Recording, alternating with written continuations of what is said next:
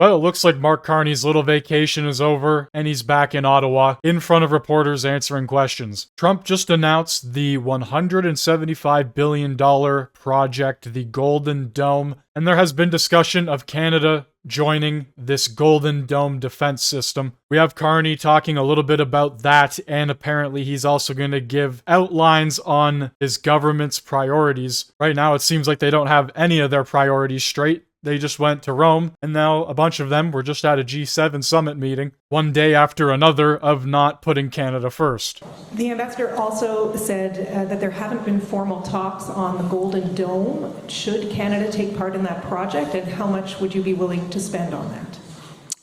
Okay, well, I'm not going to put a price tag on the second part of your question. I think I'll say the following about the situation with air defense or ballistic missile defense, intercontinental ballistic missile defense, broader defense against, including potential missiles that in the not too distant future could come from space. I mean, these are some of the threats that our nation faces. We take those threats seriously. We take our responsibilities as a government seriously, as I just said. It's one of the reasons why we made the commitment back in March for the over-the-horizon radar, the first phase of the over-horizon radar system, and that was an independent decision that we took. We are conscious that we have an ability, if we so choose, to complete the Golden Dome with investments and partnership. And it's something that we are looking at and something that has been discussed at a high level, but I'm not sure one negotiates on this. These are military decisions that are then taken in that context. And you will pay whatever bill Trump hands you. I don't think there's going to be any negotiating of, oh, we're going to pay a couple billion here or there. No, whatever bill he hands you is the one you're gonna pay. Canada has already fallen behind on its NATO defense spending. So if you really think Trump is gonna go lightly on these Golden Dome payments for Canada, Carney's got another thing coming. And we will evaluate it accordingly. Thank you. Next question. Ronnie Mackenzie Gray with Global News. During the election, you were very public in saying that the old relationship that Canada has with the U.S. is over. You said that Donald Trump is trying to break us so he can own us. But now, just a couple weeks after the election, there's conversations, at least, about further integrating the Canadian military with the U.S. about the Golden Dome.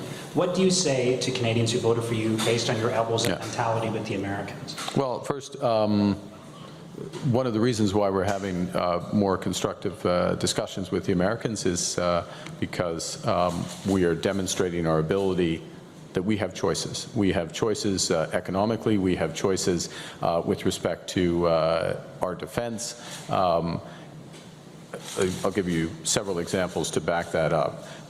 Maybe I'll step away from the economics. Mr. Gray, you probably heard enough of me on that, so I will talk about defense for a moment. With respect to the F-35, it was raised a moment ago, we have alternatives for the F-35 for the back end of that. European alternatives that we could pursue. We have to weigh them in the best interests of Canada.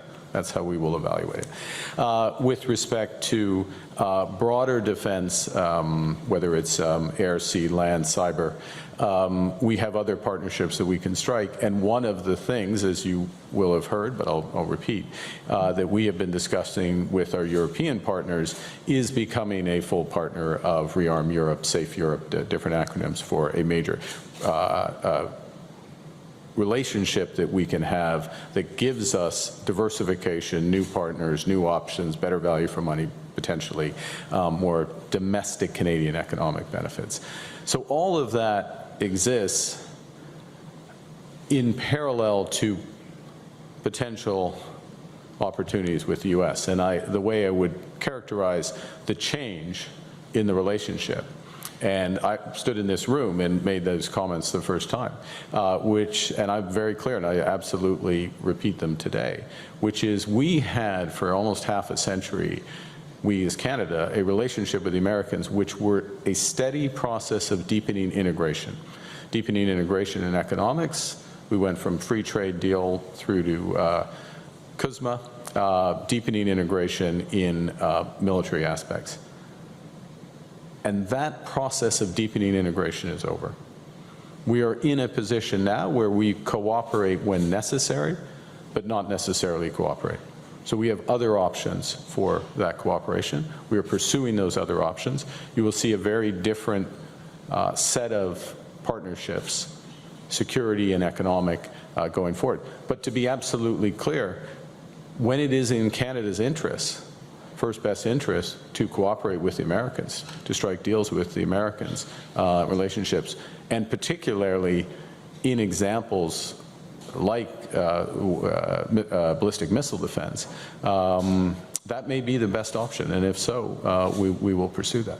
Right now, we should focus on strengthening our alliance with the United States, opposed to running away and going to the EU for allies. Don't you think it would be in the best interest for Canadians to get rid of the current tariffs that are on our products, to build the relationship further with Trump so he doesn't keep imposing these tariffs on us? But no, we're gonna go run to the EU. They'll save us. Further integration, you said on Sunday in Rome, it's prudent to diversify our defense partnerships when there are questions of sovereignty at issue.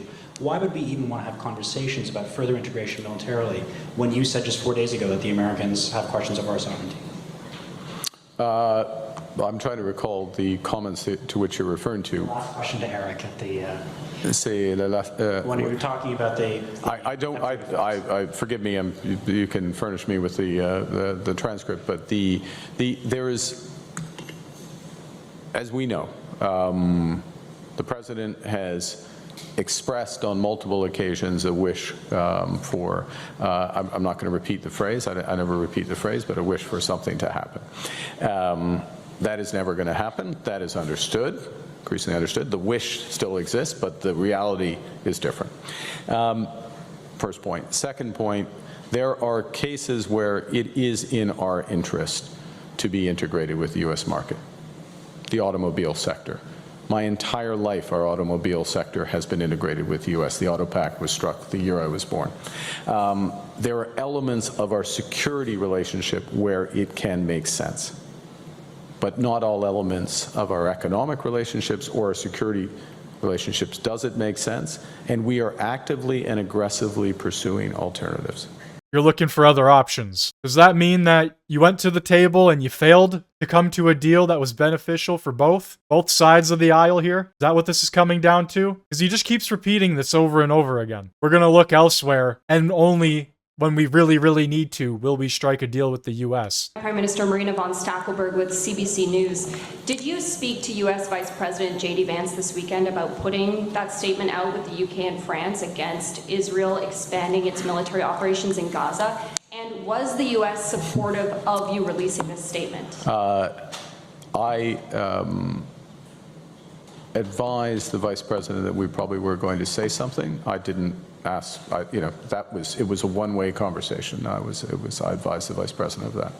If Israel continues to deny aid and expand military operations in Gaza, part of what your statement was about, what concrete action will Canada take, and what kind of sanctions will it include? Well, I very much, the purpose of the statement, the intention of the clear language is not just of ourselves, but of France, of the United Kingdom, many other countries, is that Israel ensures that adequate humanitarian aid gets to the population there, many of whom are on the brink of starvation. Good evening, Catherine Lévesque, National Post. I wanted to get your opinion on the Reform Act.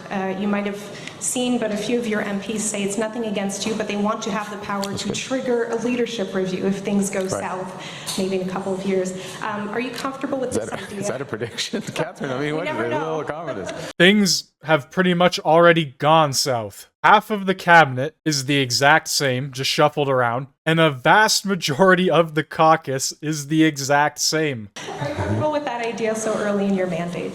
Well, I'll say the following, which is that, the Reform Act, all parties in Parliament, all recognized parties in Parliament are bound by the Reform Act. It's the law of the land. And therefore, there are these 4 votes consistent with the Reform Act that will take place. They'll take place at the first caucus meeting, which is Sunday. So it's just... That idea. Well, I observe that this will happen. There'll be these votes. And just really quickly, I wanted to get your reaction on the IDF who fired some shots at some Canadian diplomats. Does that change your stance on Israel? Should we impose sanctions? Well, the Israeli ambassador has been summoned to Global Affairs to see the minister and explain. We expect a full investigation. We expect a immediate explanation of what happened. It's totally unacceptable. It's some of many things that are totally unacceptable that's going on in the region. So there you have it. Canada is threatening sanctions against Israel if they don't give the humanitarian aid that Canada wants them to. Anyway, I want to know what you think down in the comment section below. Hit that like button, hit that sub button, and I will see you in the next one.